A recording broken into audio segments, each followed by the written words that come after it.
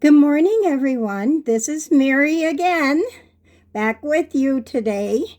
This is my book, Let's Get Real Lessons Learned from the Field, and I wrote it for a particular reason. This is day 28 when we're here together once again. But I'm not going to read to you from Let's Get Real Lessons Learned from the Field.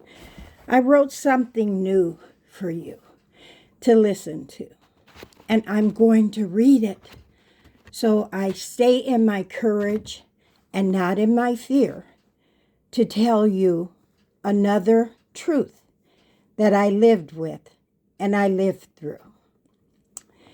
You can't start over at any time. You can start over at any time. And I want you to think of this as one of those times to reflect on what I'm going to share with you. Because I worked and lived it for 2 decades, 20 years. I've been doing this work. Not guessing at it, getting on the front lines and really digging into it. There is no age limit on starting over. No expiration date on becoming new. No moment in which the door quietly closes and says, you missed it.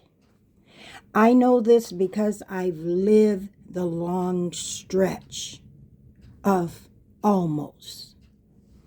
Almost. Maybe it will happen, maybe it won't.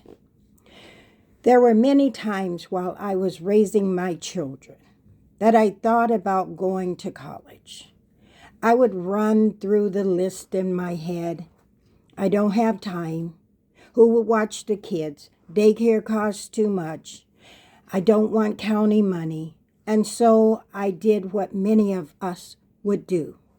I settled into what was present, what was in front of me. I grew comfortable with the same day-to-day routines, habits, and survival. Back then, we didn't label it.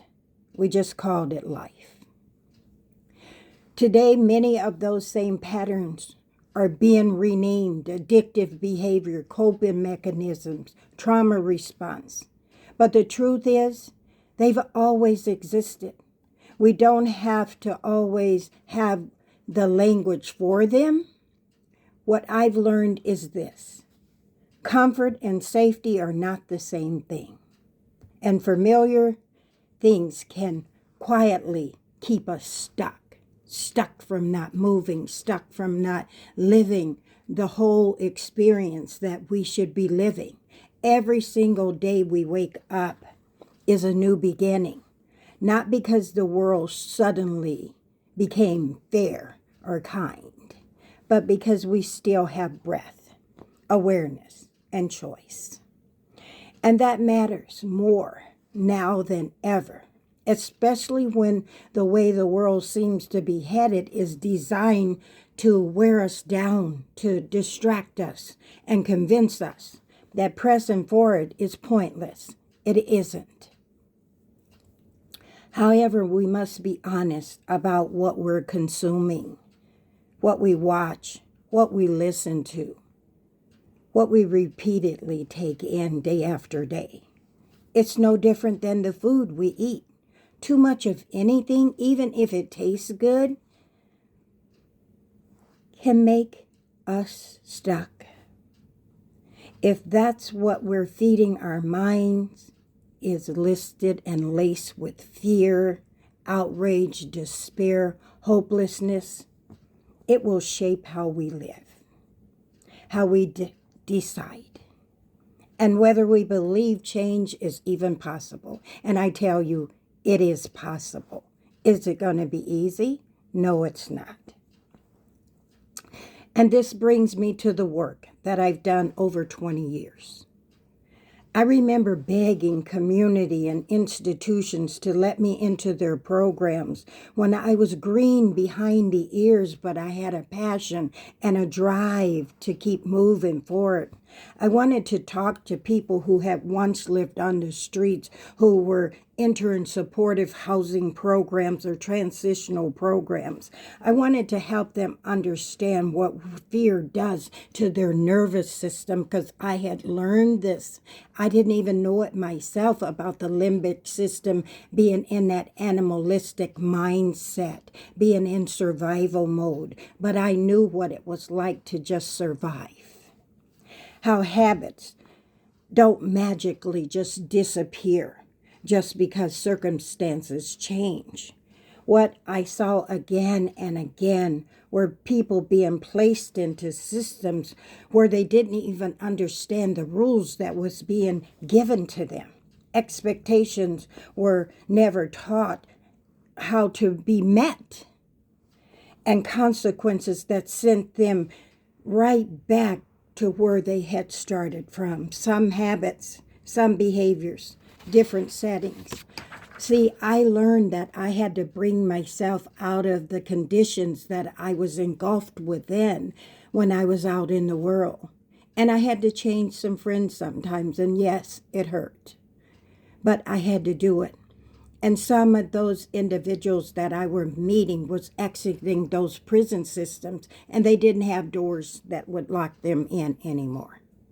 I had been going inside, working with individuals, helping them understand that you can be free, trying to teach them how to live outside of what we call survival mode. I wanted to tell them, I know what fear does. I know how it cripples us. And I know there is another way to live, but I was told I couldn't do that. Not for free, not without permission, not without fitting into someone else's structure, which is why I'm coming out today. I want to build my own institution, because what I bring to you will be real and self-evident. And yet those same systems were perfectly willing to watch me do the work online for free, while they search for ways to package your pain all over again, monetize your trauma, and capitalize on suffering without actually helping you become free. If this is you I'm speaking to, you know it and you feel it.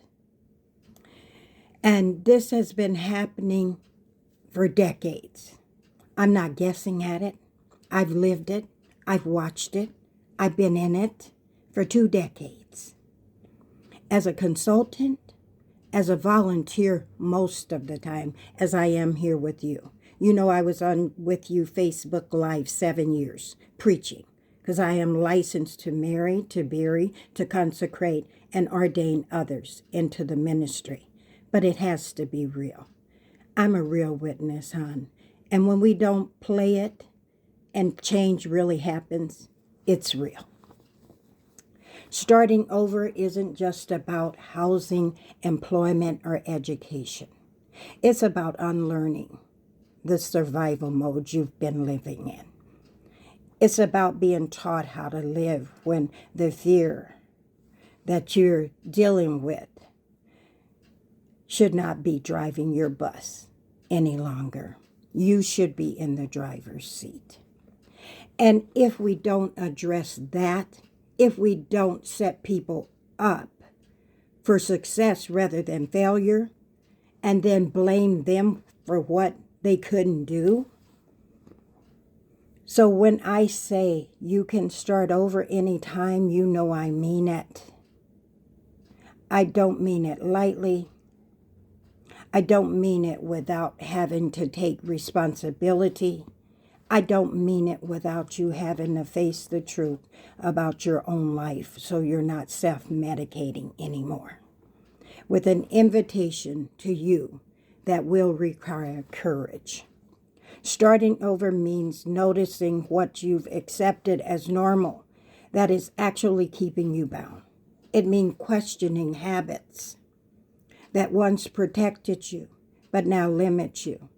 It means pressing forward, even when systems don't support you, labels don't fit you, and the world seems determined to pull you back into old roles. You are not too old. You are not too late. You are not broken for needing a different way of living.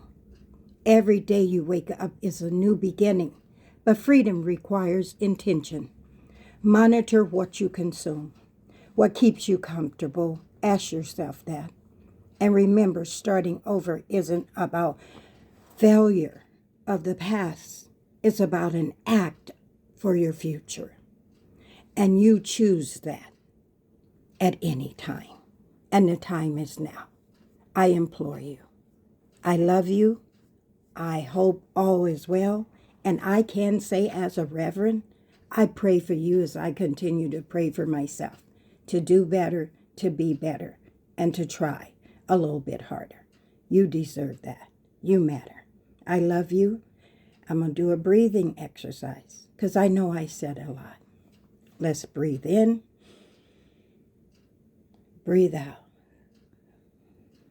Breathe in, breathe out. Breathe in, hold it,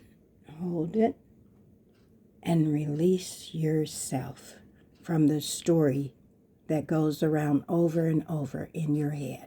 You deserve that much. Have a great day. I will see you on day 29 tomorrow, the Lord willing. Thank you.